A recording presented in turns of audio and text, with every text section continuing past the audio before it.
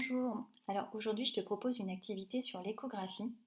Donc tu vas voir comment on peut utiliser les sons et plus particulièrement les ultrasons pour voir l'image d'un enfant par exemple.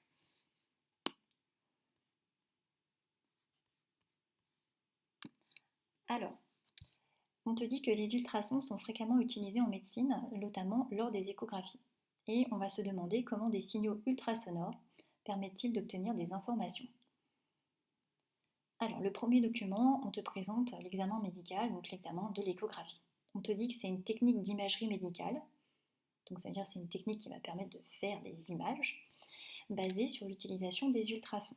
Donc je te rappelle, les ultrasons, ce sont des sons qui sont très aigus, tellement aigus que l'être humain ne peut pas les entendre. Donc ce sont des sons qui ont des fréquences au-delà de 20 000 Hz. C'est un examen qui est indolore pour le patient et qui peut être répété sans danger. C'est pourquoi on l'utilise en particulier pour le suivi des grossesses. Donc il n'est pas douloureux et généralement pendant une grossesse il y a à peu près 3 échographies.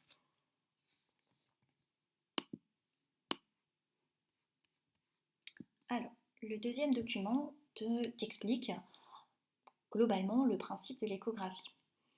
Alors on te dit que les ultrasons se déplacent dans le corps à des vitesses différentes selon les milieux traversés et dans les tissus mous, leur vitesse moyenne de propagation est de 1500 mètres par seconde. En effet, là, les sons ne vont pas se déplacer dans l'air. Je te rappelle, dans l'air, la vitesse de propagation des sons, c'est 340 mètres par seconde. Mais dans tout ce qui est solide, liquide, les sons se déplacent beaucoup plus vite. En l'occurrence, dans l'eau, les sons se déplacent à la vitesse de 1500 mètres par seconde. Donc, dans les tissus, en moyenne, on va dire que les sons se déplacent à une vitesse de 1500 mètres par seconde. Alors, je t'explique le principe de l'échographie. Donc, tu as ici le ventre d'une maman, recouverte d'un drap, de son pantalon, et évidemment un fœtus. Alors, qu'est-ce qu'on fait? Eh bien, on va poser une sonde sur le ventre de la mère. Donc là, voilà la sonde. Et cette sonde va émettre des signaux ultrasonores. Donc, on peut voir ces signaux ultrasonores en bleu. Les ultrasons vont se réfléchir sur le fœtus. Donc on voit la réflexion ici en rouge. Ensuite, cette sonde elle est reliée à un ordinateur. Et l'ordinateur, ça va déterminer pour chaque signal, donc par exemple celui-là, la durée nécessaire aux ultrasons pour effectuer l'aller et le retour, c'est-à-dire 2 fois la distance des 1. Ensuite, c'est la dernière partie, c'est un traitement. C'est un traitement informatique. Les données qui vont être transmises par la sonde vont être traitées informatiquement et on va pouvoir convertir tout cela en images. Alors, ce que je te demande à partir de ces documents, c'est de répondre aux 4 questions suivantes. Donc, les 2 premières questions sont plutôt des questions de compréhension. Est-ce que tu as bien compris les documents? Est-ce que tu as bien lu les documents? La troisième question est une question plus technique, mais classique, donc à savoir faire. Et la quatrième question est une question plutôt de conclusion. Alors maintenant, moi je vais passer à la correction. Donc à toi de chercher l'activité. Et après, tu peux revenir bien sûr sur la correction. Alors, quel type de signaux sont utilisés lors d'une échographie? Donc, ce sont des signaux sonores, et même on te précise que ce sont des ultrasons, donc on peut dire que ce sont des signaux ultrasonores. À quelle vitesse ces signaux se déplacent-ils dans les tissus mous? Donc ça c'est donné dans un des documents qui explique le fonctionnement de l'échographie. Les ultrasons traversent les tissus mous à la vitesse de 1500 mètres par seconde. Alors maintenant je corrige la question qui est un petit peu plus délicate. Donc cette question, on te demande et on te dit que les 2 signaux ultrasonores mettent respectivement 0,1 milliseconde et 0,2 millisecondes pour effectuer l'aller-retour depuis la sonde. Donc ça veut dire que le temps mis par l'ultrason pour effectuer l'aller et le retour, c'est-à-dire 2 fois la distance D1 ou 2 fois la distance D2. C'est 0,1 millisecondes pour effectuer 2 fois la distance D1 et 0,2 millisecondes pour effectuer 2 fois la distance D2, puisqu'il s'agit d'un aller-retour. Et on te demande d'en déduire le diamètre de la tête du fœtus. C'est une question classique, donc il faut savoir y répondre. Et pour y répondre, je vais te proposer 2 raisonnements. Donc je vais vraiment bien détailler le premier raisonnement, et le deuxième raisonnement est mathématique, et je vais aussi bien te le détailler. De toute façon, dans les deux, on utilise un petit peu les mathématiques. Alors, qu'est-ce qu'on sait? Ce que l'on sait, on sait que les signaux, ils vont parcourir les tissus mous à une vitesse de 1500 mètres par seconde. Qu'est-ce que ça signifie? Ça signifie que le son parcourt 1500 mètres en une seconde. Donc que l'ultrason parcourt 1500 mètres en une seconde. Bon, ce qu'on voit là, et nous, ce qu'on aimerait savoir, c'est quelle distance il a parcouru en 0,1 milliseconde. Ce que je vais déjà faire, c'est que tu vois qu'ici, on a des mètres, on a des secondes, on a des millisecondes. Je vais déjà mettre les millisecondes en secondes. Alors, 0,1 milliseconde. Le 0 occupe la place des unités, donc je le place dans la colonne de l'unité. Demandé 1. Et je le veux en secondes. Donc, hop, je complète par des zéros. Et la virgule, je la place cette fois dans la colonne des secondes. Donc 0,1 milliseconde, ça représente 0,0001 seconde. Maintenant, j'ai fait un tableau de proportionnalité. Je sais qu'en une seconde, les ultrasons parcourent 1500 mètres.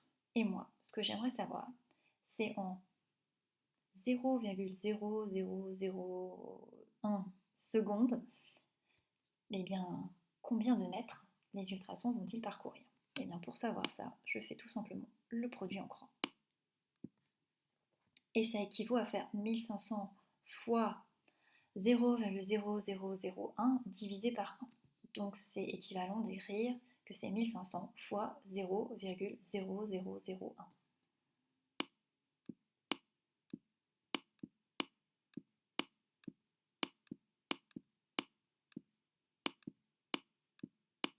Désolée, je n'écris pas bien avec le trackpad. Alors, qu'est-ce qu'on trouve? Eh bien, si on fait 1500 fois 0,0001, eh bien, on trouve 0,150 mètres, c'est-à-dire 15 cm. Mais je te rappelle, les ultrasons, ils ont fait l'aller-retour. Et nous, on veut juste connaître la distance aller. Donc pour cela, il va falloir diviser ces 15 cm par 2. Donc la distance D1, elle sera de 7,5 cm. Alors pour le calcul de D2, tu peux voir que les ultrasons, ils ont mis 2 fois plus de temps. Donc globalement, la distance, elle sera 2 fois plus grande.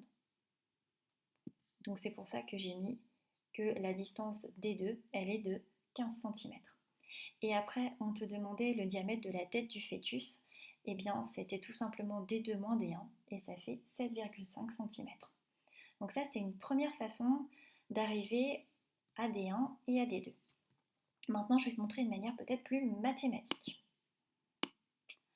Alors, j'explique tout ça. Qu'est-ce que je sais? Je sais que la vitesse, c'est la distance parcourue par les ultrasons que je divise par le temps. La distance parcourue par les ultrasons, eh bien, comme ils ont fait un aller-retour, c'est 2 fois la distance D1, si j'ai envie de calculer D1. Et je divise par le temps. Qu'est-ce que je peux déduire? Eh bien, je peux déduire que 2 fois la distance D1, c'est la vitesse fois le temps. Alors, comment je fais ça? Tout simplement, je multiplie par T des deux côtés. Donc, si je multiplie par T, ici, je divise par T, je peux les enlever. Donc c'est pour ça que j'écris que 2 fois D1, c'est la vitesse fois le temps. Et donc si 2 fois D1, c'est la vitesse fois le temps, et bien D1, c'est la vitesse fois le temps divisé par 2. Et on en revient au même calcul que j'ai fait tout à l'heure, c'est-à-dire 1500 mètres par seconde, donc la vitesse des ultrasons dans les tissus mous, fois le temps que j'ai mis en secondes, 0,0001, et je divise par 2, puisque c'était un aller-retour. Et je trouve 0,075 mètres, soit 7,5 cm. Et je peux faire la même chose pour D2, et je retrouverai 0,15 mètres, soit 15 cm. Et je retrouve le diamètre de la taille du fœtus, de la tête du fœtus, qui est de 7,5 cm. Après, dernière question, on te demande d'expliquer comment l'utilisation des ultrasons permet d'obtenir des informations lors d'une échographie. Alors, lors d'une échographie, on va utiliser un phénomène qui est le phénomène d'écho. Donc, le fait que le son va aller se réfléchir sur une surface. Donc là, ici, les ultrasons, ils vont traverser les tissus mous, mais ils vont aller se réfléchir sur le fœtus. Et c'est ça qu'on va utiliser. Donc en utilisant la réflexion des ultrasons sur le fœtus, l'appareil échographique parvient à montrer des images d'un fœtus au cours de son évolution, et ceci permet de détecter des maladies. Donc qu'est-ce qu'on va en déduire comme conclusion ? Eh bien que les signaux ultrasonores, ils sont utilisés dans de nombreux dispositifs, parmi lesquels on a vu l'échographie, mais aussi le sonar, l'aide au stationnement des véhicules. On pourra voir, peut-être au travers d'exercices, que les chauves-souris vont également utiliser les ultrasons pour se déplacer, justement en utilisant le principe de l'écho, donc de la réflexion des sons. Ces dispositifs utilisent la réflexion des signaux ultrasonores pour déterminer des distances. Et après, donc ces dispositifs comme l'échographie, le sonar ou l'aide au stationnement des véhicules, eh bien, ils vont aussi utiliser des signaux électriques, puisque les signaux ultrasonores sont convertis en signaux électriques pour être traités après par voie informatique.